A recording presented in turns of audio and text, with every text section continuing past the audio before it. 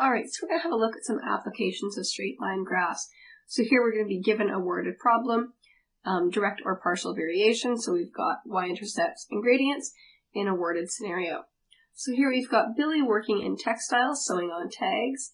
His daily pay is determined by the equation below. So P is equal to 0.3T plus 50, where P is his daily pay, and T is the number of tags he sews on that day. Okay, so he gets paid something and then plus his kind of tag rate. So we're going to do 4 parts here. How much does he earn if he sews on 180 tags? And then filling in 4 values, plotting those points on a graph, and then interpreting the gradient and y-intercept of this graph. So looking at part 1 here, Billy works in textiles sewing on tags. He's got this equation. How much does he earn if he sews on 180 tags? So in this scenario, we're looking for P and we're given T. So what we're going to do, because we're given T, we're going to fill that into the equation. So I start with my basic equation, and then,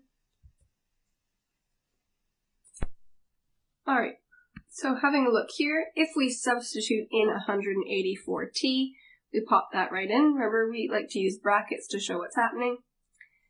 Brackets meaning multiplying, so whenever I've got a number beside a letter, that means to multiply them together. 0.3 times 180 is 54, plus 50 gives me 104. So my final answer I can write, therefore he earns $104 if he sews on 180 tags. So when we're given the equation, it's just a matter of plugging in for one of the values. Now the second part was essentially that question, but 4 times.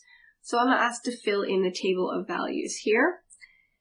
The first value I kind of get for free, because it's for sewing on 0 tags. So if I'm putting 0 in here for T, well, that whole thing becomes 0, okay? Meaning that it's just going to be 50. So I kind of get that one for free. But if I was to sub in T equals 0, again, I get 0 plus 50, which is simply 50. So I can pop 50 in the table here.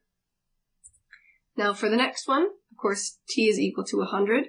So I put 100 in the equation. 0.3 times 100 is 30, plus 50 is 80. So that can go in my table. And then filling in 200 for T to get 60 and 110. And lucky last one, 400, 0.3 times 400 is 120, plus 50 is 170. So it's a matter of substitution. Again, you can do this using the CAS, using the up arrow and entering down to copy it down so you don't have to retype everything each time. And now we're asked to plot these points on a graph. So if you aren't given a graph, like a grid to put it on, that's often the trickiest part. What I would kind of do is say, well, if I need to go from 0 to 400, this is my x-axis, so I might go up maybe by 50s. Whereas my y, I need to go from 50 to 170, so I might go up by 10s or 20s. Of course, using a ruler to do evenly spaced.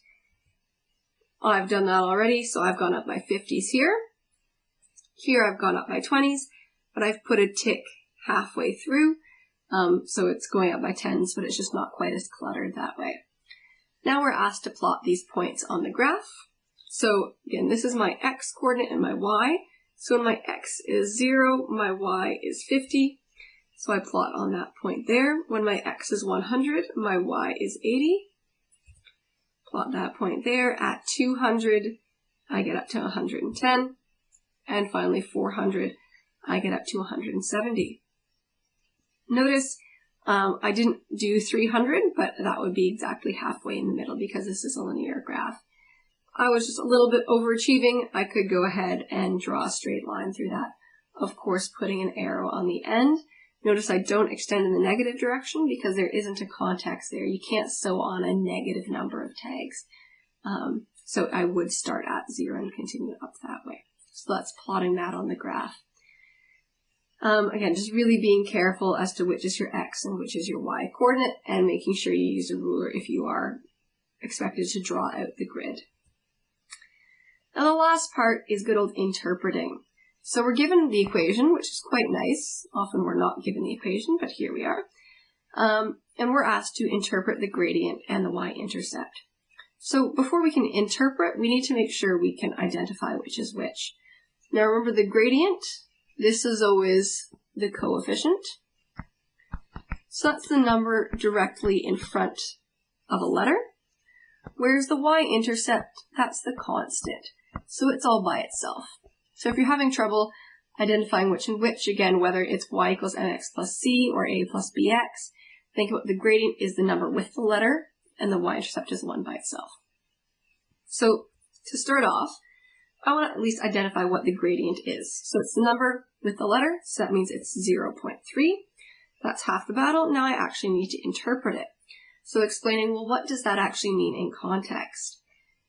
Now, because he gets paid a flat fee plus a portion that comes from the number of tags he does, it represents the pay per tag, because the number of tags times the pay per tag determines the total money that comes from sewing on the tags. So we need to know how much he makes per tag and the number of tags to get the total paid. So if I want to put that nicely, Billy gets paid 30 cents per tag. So it is, again, really putting it in context, putting the dollar sign in there, adding the 0 to really bring it into context. So the y-intercept, well, that has to be the 50. Remembering from the lesson, well, that represents the flat pay, the flat rate. So that's regardless of what he does, he gets paid $50 when he walks in the door. So we can say Billy gets paid a flat rate of $50 per day regardless of how many tags he sews. Okay. So it is really important to put it in the context of the question, not using things like it's the increase per unit. You do want to put it in context, being careful with that. So that's our first example when we're given an equation.